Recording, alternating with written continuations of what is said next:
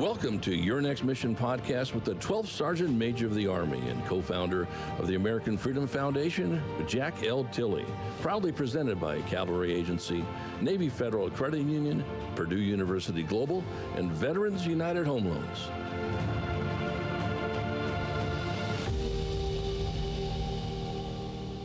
Hello out there, warriors, past and present, and your families, and thank you for serving this great country.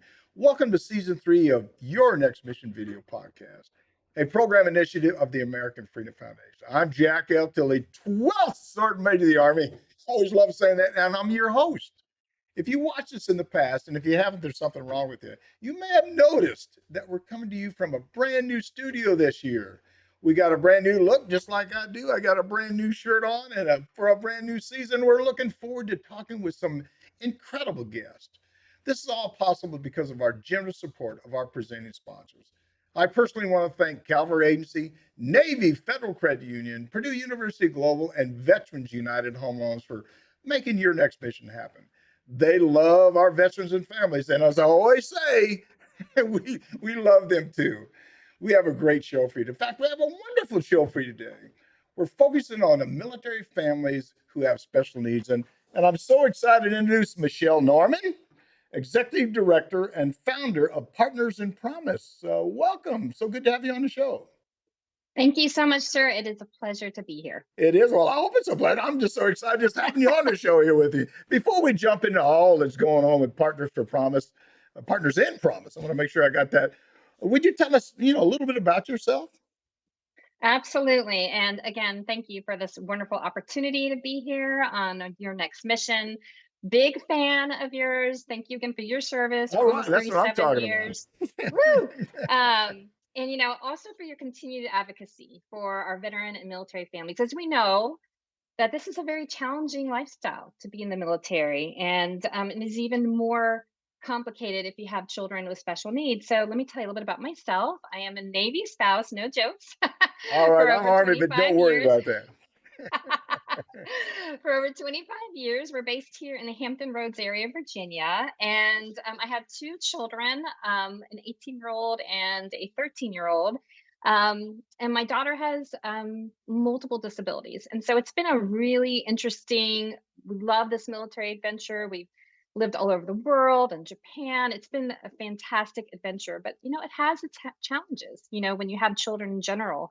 And it really kind of pushed me to be more of an advocate for our families. And I would say even a reluctant advocate, because we actually have a new blog that came out by Melissa Flynn. She's an Army spouse.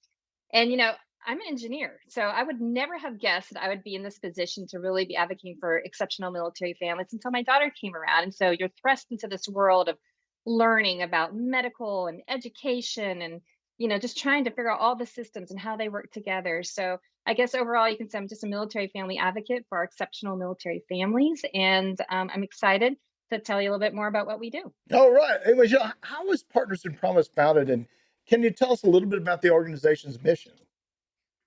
So absolutely. My daughter really was the inspiration for the founding of Partners in Promise. So as she was born very early, multiple disabilities of being a premature baby. And we did pretty good actually in those younger years of trying to navigate TRICARE and every time we moved. But as she got older, it was a little bit more complicated, particularly when it came to her education. I think there's just this assumption that all the schools are going to do the best thing that they're supposed to do. And I was naive as a young spouse. I had a lot of other things going on, lots of deployments. And so we're just barely hanging on, to be honest. So we did the best we could, but our last PCS, change of station, here to the Virginia Beach area was a really hard one for us. And of course, my husband was deployed, getting ready to geobatch, which is something that a lot of families do when they have kids with special needs, as they stay behind as their spouse goes and either deploys or does another tour somewhere else. And things were just not going well in our school. There was a lot of problems with her individualized education program, which we call an IEP. And I felt very alone. I knew that there was something not going well at her school. I could see her regressing, tried to work together as a team, but I really needed someone there with me. So I did hire an advocate thinking that this might be helpful to have someone at the table to kind of ensure that I'm looking at the data correctly, that I'm understanding the law. This is not anything that I would know about beforehand. And it got to the point where I actually needed an attorney. And that turned into a 6-year legal battle for my daughter to make sure that she had an appropriate education. 6 years.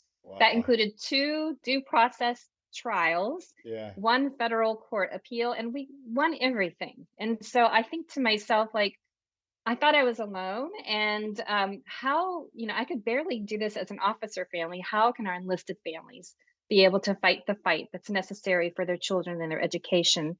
And so I was able to meet other spouses. In 2020, I was able to testify in front of the House Armed Services Committee about the EFMP program. I shared our story that focused on special education. I advocated for attorneys for all service branches to have so that families can go somewhere for help, because I didn't have that. I didn't have any resources. And realizing we weren't alone, we were able to get that service wide, that all installations have to have someone who specializes in special education. So we found our tribe and realized that there's more that we can do. As an organization, we can elevate these voices of these families who felt alone, felt overstressed, burdened, to really be able to advocate, but then also look at some top level solutions. And so that's really what we do, is we elevate those voices, but we're problem solvers. And I think that's where my engineering background came in. We're not here to whine, because we love what our spouses are doing. We love serving this country, but there's got to be ways to make this a little easier on the families and ensure that our kids have the same education as our civilian counterparts. And that's really all we're asking for. So how can we fix policy and fix things at the local, state, and federal level to make sure that they have an appropriate education as well? Yeah. Neil, I think I told you about my story. I mean, I have an older son that had pneumococcal meningitis. Left him temporarily blind, temporarily deaf, uh, uh, 20 to 30 convulsions a day. And when I think about that, I think about the fact that really what happened to me is all the stress that's placed on my spouse. And even during that period of time, I still deployed and did all the things I had to do. So uh, families that have children with special needs, it's really tough. And it's hard to sometimes it's hard to get that assistance. But you got to fight just like you did. And I tried to fight as much as I could. But I think my wife, and I think military spouses like yourself really said, "Hey, I'm required to have this. I'm going to get this, and you're going to give it to me." And so she got everything squared away. So he went to multiple schools, did multiple things, and he's a great young man. There's no question about that. Well, hey, tell me, I'm glad. what makes your organization different than anybody else? Is there some differences here? I do think so. I think we're storytellers. I think first and foremost, I think, again, as the military spouses who are caregivers, basically, like you said, you have to go fight the wars. Hmm. My husband was in combat operations, off the Arabian Sea. He could not go to IEP meetings with me. He was not really able to help. And so it really becomes a military readiness and detention issue, Hmm. when it comes right down to it. I remember there were times where I wasn't telling him what was happening here back home, because he was flying at night, landing on a carrier, no moon. And so, do you think I'm really going to tell him anything when he's in that type of, like, critical but dangerous operations? No. Yeah. So I think you're absolutely right. So we're storytellers, because I think it's so hard when you're drowning all the time in caregiving and handling medical and educational and therapies. They really didn't have a voice. And so we really do work with our military spouse and families to be able to tell their stories so that other folks know that they're not alone. So we do a lot of that. We do a lot of webinars and blogs, articles, kind of just making sure that people feel like someone else has been in their shoes. There have been other advocates have done fantastic work in this space.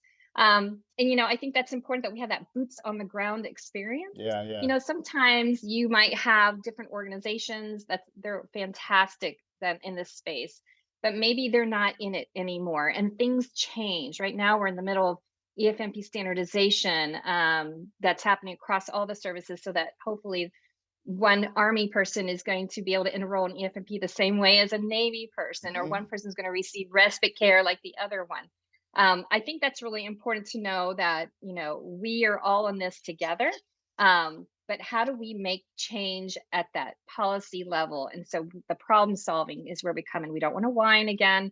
We want to like look at what these stories come in, and how do we leverage that to make change for our Yeah. families to Yeah. make this easier. I really want to tell you two things. One is that I remember one time my wife had an accident. I was talking about military spouses. She had an accident.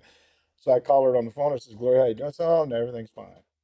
And didn't say anything about it. Yeah. I said, oh my gosh, wait a minute.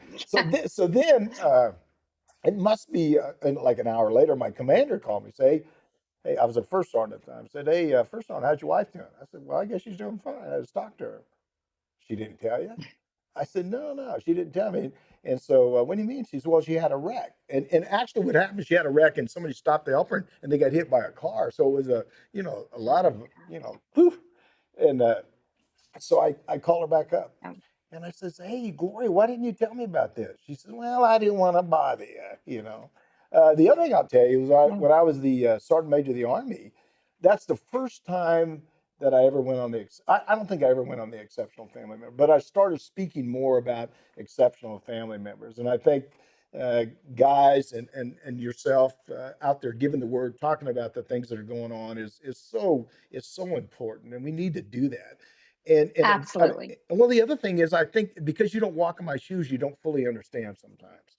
And you got to Right. walk in my shoes, boots or flip flops or whatever you want to wear, but you got to see exactly what's going on. We're talking with Michelle Norman, Executive Director and founder of Partners in Promise. And you're watching Your Next Mission video podcast with me, your host, Jack Tilley, 12th Sergeant Major Army. And don't forget, if you're enjoying this discussion, please like us and click on that subscribe button below. Michelle, we want to continue on the discussion. Can you talk about DoD's Exceptional Family Member Program? Absolutely. And I want to go back to the point that you made, about enrolling in the EFMP program. It's a DoD program, and it's really anyone who has a specialized medical or educational concern. They have to. It's required now to enroll in this program, the EFMP program. However, we know there's a stigma associated with it. A lot of families are still very concerned that being enrolled in EFMP will limit, them from going overseas or take somehow affecting their career progression. And we find that, there was a great study that the Marine Corps did back in the late 2008, 2009 that didn't show really any major problems with career progression. In fact, we found that Marine Corps families stayed in longer in service, so that because they were receiving the right support and the resources that they needed. And so I think we need to really get more folks, and leaders like yourself to say, hey, I'm a part of that EFMP program. And you know what? Yes, this is important because it's giving what our family members need. You don't want to move to Europe and not get the medical care that you need for your child. It really is something that's there to help. So the DoD program, EFMP, does three things, right? They do identification enrollment into the program. They do assignment coordination to ensure that wherever this family is moving has that correct, community and resources available. Make sure there's not lengthy wait list, for certain types of specialized medical treatments. And then there's also family support services, and those are usually done like at the installation level. Your ACS, your Navy Fleet and Family Service Centers. Those are the places where you can go and get more localized information from EFMP. And so really those three components make it up. But we have found through our surveys back from 2020, that stigma was really high. And so I think the more we talk about this, the more that, we realize that the standardization is going to help everybody. That way it's more transparent on why people are being enrolled, how to disenroll. It could be that maybe someone has a temporary situation, but for instance, mental health care, that's a really big one right now. There's a lot of spouses who occasionally may need some support, go see a counselor for 6 months, but there are some triggers that they may not be aware of. Like, okay, if you go past, a certain amount, then you're automatically enrolled at EFMP. We need to make sure there's a lot of transparency about how this program works and how it can really be helpful for your family. So I think that education, I'll kind of throw that one in there. EFMP really only looked at the medical side. And so it wasn't really until, I think we started a few years ago talking about the education piece. Because again, there's this assumption that, everywhere you go, schools can meet the unique needs of our families, but that's not always the case. And so I think the fact that we're putting eyes on special education, we're getting these legal supports to help families navigate a very complex law. The Individuals with Disabilities Education Act is very nuanced, and you really need to know what all the timelines are. We found that many times when we PCS, there is just a lot of wait time before our families receive the services in their IEPs. And so it really is nice that we're finally putting a spotlight on special education to ensure our families are getting the education that they need. Yeah, you made me think. One is that when I was a young soldier and my son had his disability, I didn't want to tell anybody about it. I may have told close friends about it, about stuff, because I always thought it would affect my promotion. Mhm. I was concerned about promotion and what was going on, and I mean, I guess maybe I told my commander at First Sergeant about it, but I never wanted anybody. I wanted to make sure I was at time on work. I mean, at work on time, and I did all those kind of things. And so when it came to doctor's appointments and all those additional things that go along with a child that has special needs, I didn't. My wife did all that stuff. She took care of everything, and so it was really tough. And so and the other thing you made me think about as you was talking, what about the family when you come back? Not just the Army, but all services, you know. But the Army, probably Marine Corps too, that really are war fighters on the ground. When they come back, they have post traumatic stress and TBI, and then they move back into that family. And just when you go through those issues, and then you have these special needs issues and stuff with your child, and it just it really is really tough for a lot of people. And so I'm me personally, I'll do whatever I can to help you. There's no question about that. But I wish there was a better way to inform, just what you just said a few minutes ago, senior leaders to come out and talk a lot more about, hey, this is what it is, and this is what we're doing. Here's the programs that we have. But it's really funny sometimes that people they don't talk much about it. I guess that's if I can say that. So Yeah, absolutely true, sir. I will say that General CQ Brown, Chief of Staff of the Air Force, is doing a fantastic job about talking about their personal experience with EFMP. And so when mhm. you have more leaders like himself and his wife, Shireen, those folks who are in those positions can really influence others to take a part of the program. I always tell my husband too, when he talks to his sailors, be very open. Like, we are part of the EFMP program. You have any questions, he'll bring people into his office and talk about how, making sure, number one, that they're enrolled if they need to be, but if they have any questions, just to kind of ask someone who is at a position, has progressed in their career, and that it is possible. So I really appreciate that folks are speaking up about it. Yeah, with people that have special needs children go through highs and lows. They get depressed about stuff because things just aren't working out. But I remember one time I was really depressed about maybe about something that Brian was going through or my family was going through, is about taking care of him. And this person said something to me. Hopefully I don't cry when I tell you this, but he comes to me and he pat me on the back and he says, special people have special children. Oh, It's true. man. Oh, it is true. It is. It is true. It is true. I mean, I am one of those folks that believe that, we're all picked for a particular path in this world, and Absolutely. I can think back to, like, growing up. I had no experience personally with any children with special needs growing up. And so there's so much that I've learned in my own personal growth. Again, the reluctant advocate. I was thinking, oh yeah, well, I'm going to continue working as an engineer throughout your entire career. Yeah, I yeah, haven't touched engineering in like 18 years. And so it's over. It's done. Like, I'm never yeah, going on this path that I envisioned. And that's yeah, okay. It has been the most fulfilling and wonderful experience of my life. And it's just a joy to be a mom to my children and to see them grow in their own way. But it wasn't what I expected. So I guess maybe it's managing the expectations and just knowing that we're here for a reason, and you're there you selected go. for a reason. There you go. So Well, life goes like this, ups and downs, ups and goes in all sorts of. yes. Hey, let's take a quick break. We'll be right back. You're watching Your Next Mission podcast. You're watching Your Next Mission, proudly presented by the Cavalry Agency. They help brands dominate no matter their size. Ideas, strategy, action. This is Cavalry. Learn more at cavalry.com. Navy Federal Credit Union, the most trusted credit union owned by members of the military community, serving all branches of the armed forces and their families. Their members are the mission. Learn more at NavyFederal.org. Purdue Global, providing affordable online education for hardworking adults. Learn more about a personalized, innovative, and world-class education at PurdueGlobal.edu. Veterans United Home Loans, the #1 VA lender for 5 straight years. If you're buying, they're funding your dreams. Learn more at VeteransUnited.com. Now back to your host, the 12th Sergeant Major of the Army, Jack L. Tilley.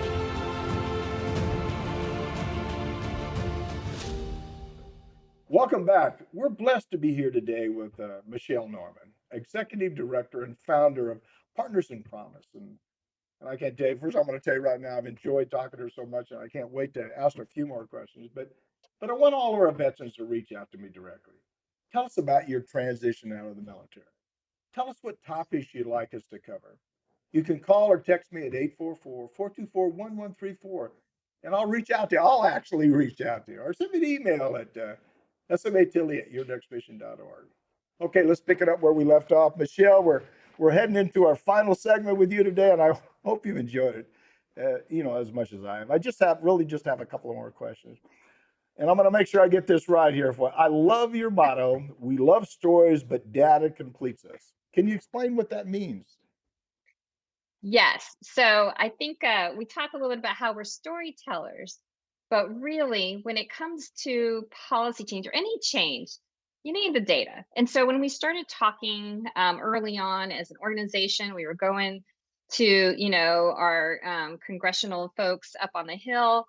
It's great to share our stories, but they're like, where's the data? And so we looked around in this space and there was really not a lot of data. We're very undersurveyed, underrepresented, the exceptional military families. And so we're like, well, I guess we're going to have to find the data. I think this is where we're going to step in and fill this gap there. And so that's what we did. We started very basic in 2020. It was like a Google form and it was all qualitative answers like, are you having any issues? And so we're like, okay, I think we, struck a nerve here because we got so many folks that had stories to share. And in the following years, 2 years later, it got better. We brought on a fantastic, our COO and lead researcher, Jennifer Barnhill. We work with the folks initially at North Carolina and now with The Ohio State University. We really started to refine our survey instrument and now we need to figure out the quantitative data. Where are the gaps of knowledge? Where are the issues such as the stigma? Are we having problems every time we PCS? Because we are a highly mobile population. Like we're moving every 2 to 3 years. And you're moving with this individualized education program each time. Yeah. That's not something that is normal for our civilian community. And it's probably a little bit easier for the kids in gen ed, but when you're in special ed, there's a lot of times you even regress over the summer. And so we really wanted to kind of just kind of dig a little deeper, like where can we help? Where are these transition issues?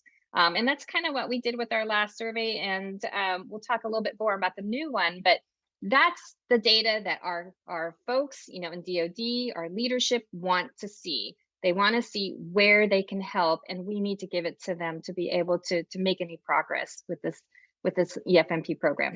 All the time I was in the military, I never filled out a survey about exceptional family members. And it really, it's mind-boggling because I always look at this stuff and say, you got all these surveys, you're getting all this stuff. Well, who are you talking to? That's the first problem you have because you're not talking to the right people about, really what's going on.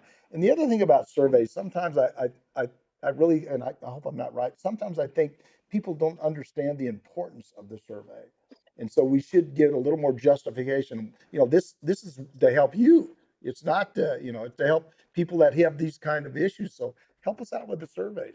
And I just, again, it's right. I probably get real deep into these surveys, but I wish we would do a better job and people respond, especially younger adults. I think younger adults, there's a lot of young people in the middle, no question about that. But we have younger adults that see those surveys that don't particularly understand the importance. And I think the other thing about that too is I think sometimes you're a little apprehensive. If I put my name down there, you're gonna be able to Right. target me. But maybe these surveys, I'm sure nowadays they don't put names on them. Completely anonymous. Yeah. So Absolutely. It's I think it's completely good. Yeah, anonymous. yeah. So that's good. Yeah, it is. But I love your point though, sir. You have to tell them, like, I can point back to, like, we brought up, legal issues. Now we have Yeah. special ed attorneys. That's the change we want to see for Yeah. our families. And the standardization across the board will also, how can we help drive those and make sure they're not pilot programs, but they actually stick around for a while. But sometimes we get over surveyed, don't you think, sir? At times Yeah. Oh, it's yeah. like, oh, there's another survey, another survey. I know that the EFMP program has sent out surveys. I think that NDAA says they have to send them at least once every 3 years. Mhm. But what I notice a lot of times the questions are, well, what is your satisfaction with the EFMP program? It's not really asking, well, what are your challenges? Where Yeah. where can we help you? Yeah. It was more like, yeah, how happy are you with the services that you're getting? So you're not going to get a lot of fantastic feedback that way on how to get better. I think so. That's why we craft our survey, just to where we can, really make sure we get some good data points to see, how we can help support better. Well, the other thing too is that when you're doing the survey, sometimes you get surveys at a very senior level of people that don't even have somebody that has an exceptional family member child, if that makes sense. The other Right. thing is, I'd learned this years ago. I was going to build a club in a unit. We had problems drinking and driving and stuff. So I went down and talked to Solar. Said, "Hey, why are you doing these kind of things?" They said, "Well, they have to drive too far to go to clubs in Louisville, Kentucky, I think it was." So I said, "I'm going to build you a club." So I actually built a club, a lounge. I call it Tilley's. I call it Proud Allegiance Lounge. Should have called it Tilley's Lounge, but we called it Proud Allegiance Lounge. But what that did is they told me how to do it. They said, "Well, we want a Love pool it. table, we want a soccer, whatever the heck they want." I said, "Okay, you got it." Of course, I made the engineer build it for the unit, which is really good there. So But I bet they love but doing they love it, it. But your point about surveys is the fact that sometimes we have people filling out surveys that don't know what the issues are, and they don't know what the question should be. And so, how do we get a better connection with those? So, that's good. Your annual military education survey is beginning at September 6th, I think it is, and continues on till October 5th. What are the main questions you're hoping to answer this year? Now, that's a chance for you guys. You made your own survey, I guess. Go ahead. We do, and we're so excited. In the past, we really only focused on our military families in the EFMP program or had special ed because, not all of them are enrolled in EFMP. So this year, we have two fantastic research questions. One is we really want to look at what student outcomes, we want to understand what the student outcomes are from a parent's point of view. And why is that important? What a student outcome is. It could be that in my case, I want my daughter to graduate with a Yeah. standard diploma. Yeah. That's me, standard diploma that sets you up to be employable in this world. That is my outcome that I want for my child. But it could be different. It could be that, maybe you have a child with Down syndrome and you want your child to be mainstreamed in a general education classroom. That could be your student outcome, is that they're surrounded by their peers and not segregated somewhere else.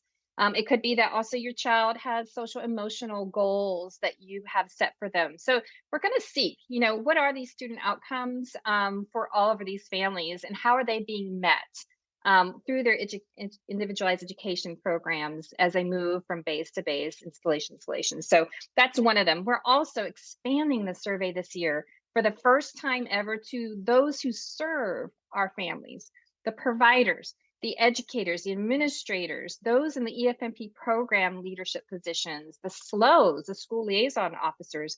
What is their experience like? How can we understand? Are there gaps for training? Is maybe the position description saying one thing, but they're doing another thing? Is there a place where, maybe they need to increase their budget to reduce their caseload? We're hoping to seek their experiences and understand them so that we can, again, work on solutions so that it will better support our families. And so we're hoping that this is going to really, we do everything through snowball distribution, which most MSOs and VSOs in the space use for surveys. And so we think that this is really going to expand our reach because now we're asking people to ask their teachers to fill it out. So how can we help? It's again with that survey. We want to help you. So take the survey, right? So that we can figure out where those gaps are and how can we fill it and how can we problem solve together to make our kids be able to have that education that they deserve. Well, you already answered two of my questions I had for you. Well, let me ask you one question though. Do you? I know you're active duty. Your husband's active duty. So do you connect with the veteran community about exceptional family members? So we do. First of all, a lot of veteran families do reach us through our website, through Messenger. I love that. A lot of them do ask questions about EFMP and whether they can still access EFMP services. And that really is base dependent. Some bases will, if you still have an ID card, you can still go into the base and access that local family support Sure. services that are available. Sometimes you can. It really depends. If they're like got a huge caseload, they'll be like, okay, sorry, my priority is active duty. And I totally understand that. But what I have found, it seems like there is a gap. Like once you exit active duty, for some reason, it seems like a lot of VSOs think, oh, they don't have a kid with special needs anymore. And that's not the case. It may be that their children are growing. I know that my daughter just turned 18, so she's transitioning. And there's a lot of things you have to do to set them up for success to be independent. You have to look into SSI, Medicaid waivers, because we move around so much, you're not able to access that really because of the wait list in each state that you're in. Power of attorneys or perhaps guardianship, depending on the level of need of that child. These are things that don't go away. And so we're hopeful to, also partner more with our community folks to be able to provide that information and set them on a road to success. We are updating our website to provide some of these critical resources that we think people need. And I think the survey will also tell us, ooh, here's some information that we need to start providing to our families. We don't do a lot of case management. We, again, all military spouses with kids with special needs run Partners in Promise. So we don't have the bandwidth to do a lot of case management, but we do get people back on their feet in the direction that they need to get to. But yes, if you know of other VSOs who would love to work with us so that we can make sure that those families still have that continuity of care and know where to go, we're happy to support with that. Yeah, I'd give you a suggestion. One of the things you ought to do on your board is make sure you have some veterans on there, maybe not active Absolutely. duty, to assist you a little bit. The other thing, you made me think of something again. Every time you talk, I went through the SSI and the medical care and all that other stuff. But one of the things that just irritated me, I don't know if the Navy has to do, but on the Army side of the house, every 4 years I gotta get my son reissued his ID card, which Yes. absolutely doesn't make any sense at all. And I really, now I went to some pretty senior levels in the Army, and it said, why do we have to do that? Because his disability is not going to change.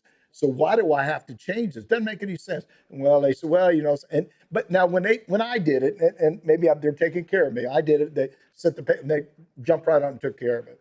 But I understand, a sergeant first class or somebody else that doesn't have the kind of contacts maybe I have, they wouldn't get that kind of assistance. And I know that they'd have to go through this gauntlet that maybe take them 6 months or 90 days to get it done. So it's a really a foolish decision. And I'm not going to stop complaining about it. I'm going to get them to fix it one day. But I'm not, well, if I always tell people, if you don't push it a little bit, you just accepted a new standard. That's a standard for everybody. Can you tell us what type of resources, you may have already answered, can you tell us what type of resources you'll have provided exceptional family members? I think you just answered that question for you a minute ago, but Yes, sir. is there any additional Absolutely. things? Yes, there is. There's a lot. I would say COVID, was kind of like a silver lining for our organization. We were all virtual to begin with, but it really amplified a lot of like the issues out there that were already there for kids with Mhm, special needs. And mhm. so that really accelerated the resources that we provided. So one of the things that we did that year was Trust Your Gut series. It's a webinar series that really helps families on this journey of determining, does my child have a challenge that we need to maybe have special ed? So it really starts from like, your gut feelings of like, okay, there's an issue with reading, or, my child seems to have a lot of energy. We do have someone on ADHD and autism and dyslexia that have spoken to us on these Trust Your Gut series. And it's just a really great, phenomenal resource that we have on our website. We also have lots of checklists that came out of COVID. Here's some ways to document what your child is receiving and what their child is not receiving, so that in the end, you can go back to your IEP team and say, hey, we missed, 100 hours of speech therapy. We need compensatory services. And so those are the type of things that we have all on our website. We also, have, any information about special education law that is easy to navigate. We put that there as well. And so we're just excited again that survey is going to tell us more of what we need to provide for our families, but we want to be that go-to resource to make sure that they know, regardless of what service branch they're in, where to go for that information. And so Yeah.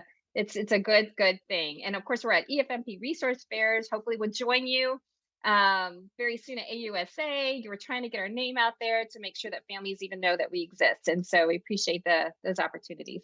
Yeah, I tell you, sports, exceptional family kids that learn to do soccer, bowling, tennis, all of those are all the things that my son gets involved. And my wife takes him to all that stuff. The other thing is That's great. on those kind of programs, they always need some kind of sponsorship. And when they Yeah. cut programs, I tell you, when they cut programs, they just start getting time. Those are the kind of programs they cut to, which is really really sad. So It I is. know down in my community, I try to assist as much as I can with. I'm a tennis coach. I'm not very good, I don't think, but I'm a tennis coach and I sponsor a couple things. So it's I do my part. Try to do as much as I can. First of all, let me say you're an exceptional person, and I really enjoyed talking to you this morning or just today. But you're just a great person that's doing so much to help so many. That a lot of times, people don't pat you on the back. So I'm sure I'm not the first one. Let me say congratulations. Thank you for what you're doing. Any final thoughts? Anything you want to share with the audience? Any things you want to sort of throw out there? Say, I know you got the website, phone number, something. If they want to donate, get on them. That's a great, all of those, all three. I guess the first thing, I think the first thing for us is, first, thank you for having us here today. Take our survey, share our survey, because that's what we need. We need those numbers, of this very specialized population. So I think that's the biggest thing. Go to thepromiseact.org. Again, we're all military spouses. We're all volunteer. If someone feels like they believe in our mission, we would love sponsorship, or any donations. You can do that at our website as well, because this is really something we hope to sustain. It's not just a one or done. We're small, we're stealthy. But really, I want to make sure my volunteers feel like, they are appreciated for the work that they're doing, because they're balancing it all, taking care of children with special needs and also, providing for our website. But just again, for the families out there that have children with special needs, I think the important thing is you're not alone, Yeah. in this world that's so, so important, and I think you touched upon it. Your wife did a lot when you were gone. But sometimes, I remember going to a squadron function and all the spouses were around and their kids were doing all the things. And my daughter was much older. She was, we were in the play area or whatever. And I was so excited because she just started to turn over. And I think she was like 2. And other kids were walking around and, it's just, there was such a disconnect that other families didn't know. So ask Yeah. questions. I would say for the general public, if you know someone who has a child with special needs, don't be afraid to ask. Be involved. They want that friendship. They want the companionship of someone who cares. That really is so important, is those connections in this military community, regardless if you have a child with special needs or not. And know that they are caregivers. They're under a lot of stress, but just a kind word, to say, hey, it's going to be okay. If you need anything, let me know. So I just say, build this community so we can take care of each other and strengthen that military readiness and keep these families in the military is so important through retention. So thank you again for having me. And I look forward to continued conversations with you. I love this, again, we'll have to talk about the Army Navy game when it gets closer, but Absolutely. I got one thing to add to your comments. Be respectful. Because if you see somebody that maybe doesn't look like you or has some kind of disability, be respectful. yes, That's they're people. Oh, my goodness. Exactly. They're people and they're going to do great things, and we're going to ensure it through Partners in Promise that they Yeah, can be independent, productive members of society. And so yeah, that's really what we want for them. yeah, So yeah. it's great. Well, yeah, the other thing is the other thing I want to add to that is it's not about today, it's about 20, 30 years down the road. So these young adults, as they grow and develop, that's why I said be respectful, assist them, show them, teach them. It's just really important. So, hey, God bless you. Absolutely. God bless you. Well, hey, look Same. here.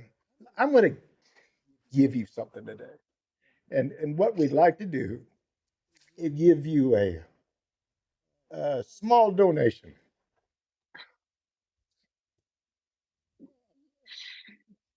Oh, thank you. Now you're going to make me cry.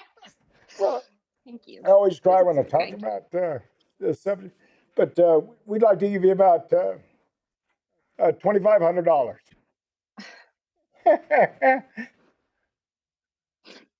Thank you, sir. That's so kind. I know you believe in our mission, and I know that you've been there and done that, and your family has given so much, and that means everything to us. You know that people believe in what we're doing when it gets tough, and like you said, it's just this is what society is like, and there are always going to be people with disabilities. We need to make sure that they are part of our community regardless. And so this really means a lot. Thank you so much. Well, I wish it was more. I've tried to get through my tears every time I talk about my son. I always cry up and stuff like that. But it's an important subject, and God bless you for what you're doing and what you continue to do. Thanks to Thank you, Michelle sir. Norman from Partners in Promise. I'm Jack Tilley, 12th Sergeant Major of the Army. You've been listening to Your Next Mission video podcast, and thank you for watching today. Please visit our website at yournextmission.org and leave me a review. I always say I hope it's a good review, but if it's a bad one, I can take it too. You can also visit our partners there who will provide you with so many services that will assist you in your transition from the military. Also, visit our corporate partners, see all the jobs that are available for you. Please know we want to assist you any way we can. I'm going to say that again because I always say it every week. I'm going to say it forever, I guess. Please know we want to assist you any way we can because we're just not here talking. We want to help you. We want to do what we can to help you. That's for sure. Please follow me on all my personal social media channels. I'm an old guy, never thought I'd say that. Facebook, Twitter, Instagram, YouTube, and LinkedIn. And if you enjoyed this discussion with Michelle, and I know you have, if you did, there's something wrong with it. Please like us and click on that subscribe button. Don't forget, please leave me a message or send me a text at 844-424-1134 or send me an email at smatilley at yournextmission.org. Again, thanks again to Michelle Norman for being with us today. That's it's so important to talk about these issues. It was just really great having her on the podcast, and hopefully I get through this. I'm going to give you some final thoughts. I was thinking as Michelle was talking, it, it's uh it's about life. It's about God. It's about believing uh, in your fellow man and woman. So I'm going to tell you a story about my son. Hopefully I get through it. If I can't, we'll just cut and do whatever we got to do, and it'll come back tomorrow or something. But I have my oldest son. I told you a minute ago had 20 to 30 convulsions a day. I had encephalitis, which is a coating of pus over your brain. And he got all of that at 15 months old. Now think about that for a second. My life as a young adult at uh, at that age of my son, it's not about me, it's about him. It's at 15 months old, he got sick. And so he had the meningitis and we went through on a young couple and I'm trying to sort all this stuff out. And and the seizures wouldn't go away. The other thing he couldn't do, he couldn't talk either. Uh, and so really, quite frankly, uh, I thought he would die. Uh, Bad thing to say. Uh, but I thought he would die by the time he was 7 or 8 years old. And I was in Fort Lewis, Washington, and I was a fire tank gunner. You see, I never stopped being a soldier. I never stopped. And I was up in Tank Gunnery, and my wife called me. She said, Jack, you got to come home. I said, what's wrong? She says, Brian's sick. And so asked the first sergeant, not told, but asked the first sergeant, can I go home? And yeah, sure, go. When I got there, I went right to Walter Reed Hospital. And I went and seen the doctor. I said, doctor, what's going to happen? He said, I don't know. Again, 15 to 20 seizures, can't control them. Not sure what's going to happen. On several kinds of different drugs, 3 or 4 different kinds of drugs that control the seizures. They won't stop. So I did what anybody else would do. I went into chaplain, and I got a chaplain. I sat down. I sat down and I said, God, either let him live or let him die. Now think about that for a second. Either let him live or let him die. That's my son. It's not fair. But God selects us to do things that maybe sometimes we don't want to do. So I said, God, let him live or let him die. The next day, there was nothing wrong with him. Think about that for a second. It's about life. It's about God. It's about believing in yourself and making sure that you make a difference each and every day. Again, thanks for watching, and thanks to Cloudcast Media, New Mind Studios, and of course, our 4 presenting sponsors: Cavalry Agency, Navy Federal Credit Union, Purdue University Global, and Veterans United Home Loans. We appreciate all you do for our military each and every day. And as always, see you on the high ground. Hooray!